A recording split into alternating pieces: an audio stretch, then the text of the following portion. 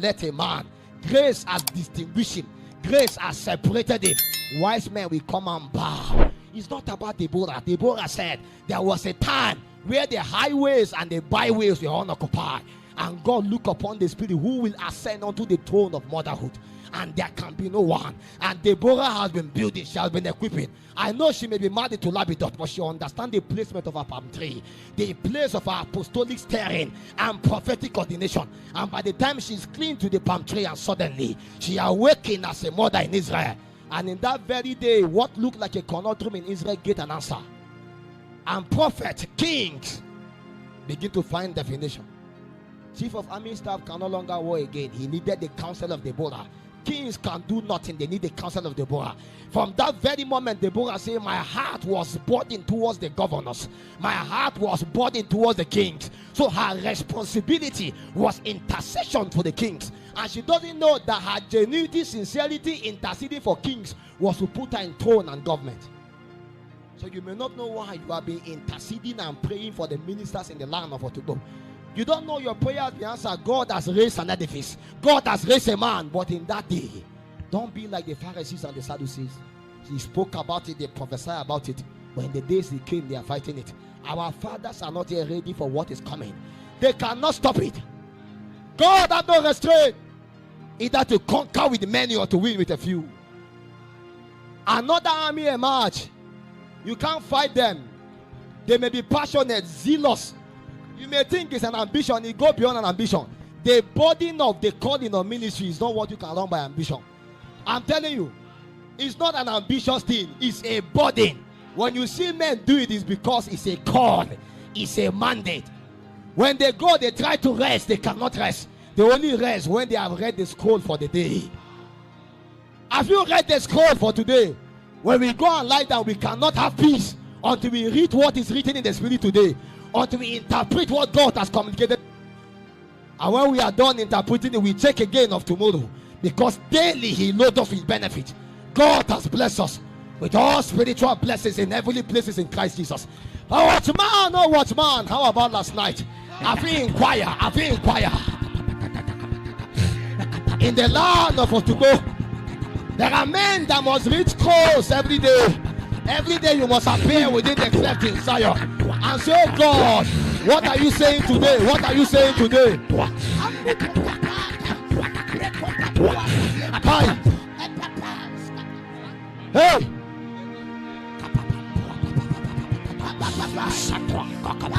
So what we do is not a meeting. What we are doing is a procession. We are joining a council in the spirit because God is speaking.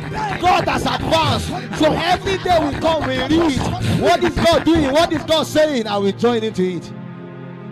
We are not trying to do meeting as usual. No, we are trying to read what God is saying over the land of Otubo, and we are joining into it because God is doing something and God is saying something. We are just interpreters of what He's saying. We are interpreters. Others are in ministry. We are interpreting. We are interpreting. We are decoding. We are unlocking. It's a territorial responsibility. We are carrying our priesthood. Hey!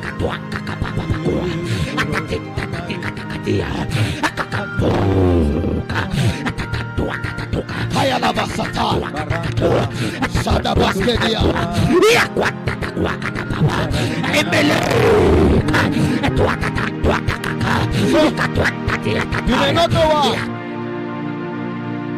You may not know why. Every day, the Lord beckons upon you to eat again, to drink again. It's because the journey is great. So you came yesterday and you are coming today again. And you are coming next tomorrow again. You don't know why every week you are coming. They say you should stop coming, you are still coming. They insulted you, you are still coming. They say you are not wise, you are still coming. You don't know why. Because if they know, they will not have criticized. He said if the son of this earth know, they will not have crucified the Lord of glory. Because God wants to give glory and is looking for who will bring the shame and the reproach. If they know, they will not tell you go away. If they know, they will not tell you leave our location. They would have even supported again.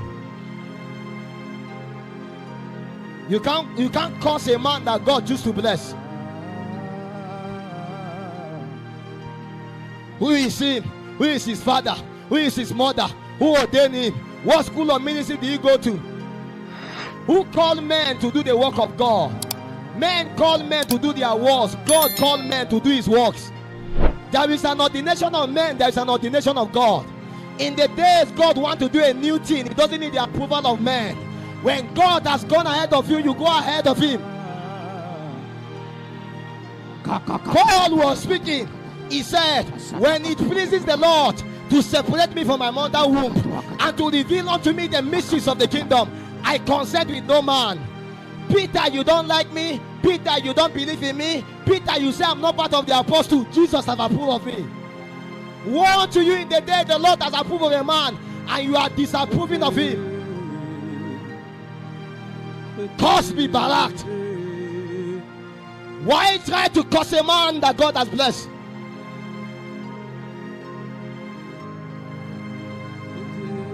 That is a doctrine of Balaam, a doctrine of curse, a doctrine of perversion. A new breed has rise to bruise the head of the serpent. There is a spirit of decadence and death upon Otubo. The spirit of things rising and dying. The spirit of ministry dying again. This one is not unto death, it's unto life. This one is connected to a river of life. This one is connected to a fountain of life. You cannot stop what you do not start. You cannot kill what you do not give life to. Jesus said, I have come in the volumes of the book, as it is written about me, to do thy will, O God. Shataya Ranta Kababa. You did not call us, you will not approve of us. In the day the Lord burdened upon us, out of the mouth of babes and sucklings, the Lord has ordained praise for the sake of the avenger.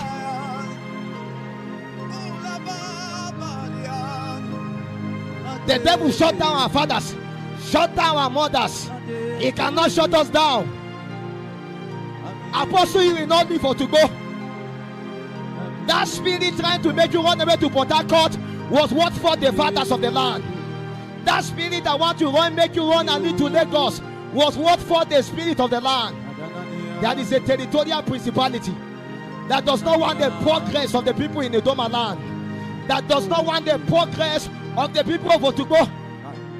So everybody that rise, we want to go to Abuja. Everybody that rise, we have to go back to Lagos. Everybody that rise must go back to Port Harcourt, looking for greener pastures. There is a greener pasture in the land that is deserted. Hey!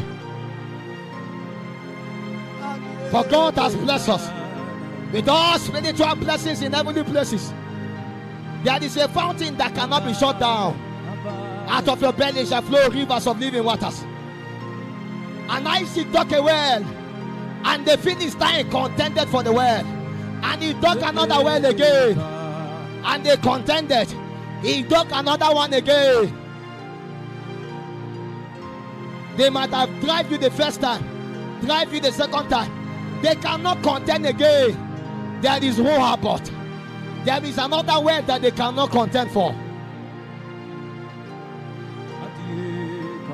Edifice is not a physical building. Edifice is a spiritual building. Edifice International is a spiritual building.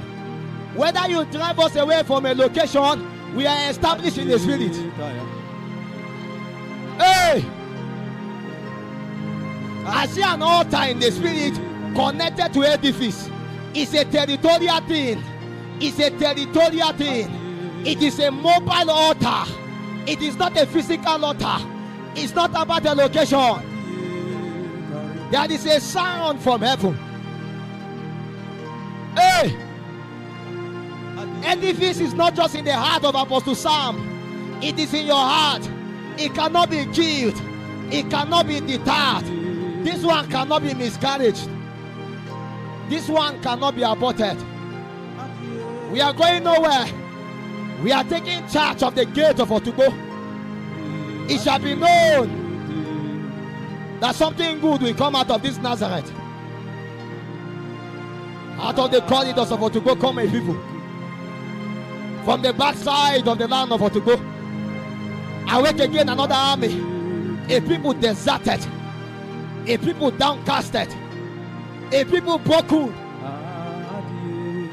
Everybody forsake you, the Lord is with you. David said, when my mother and my father forsake me, the Lord is my mother and my father.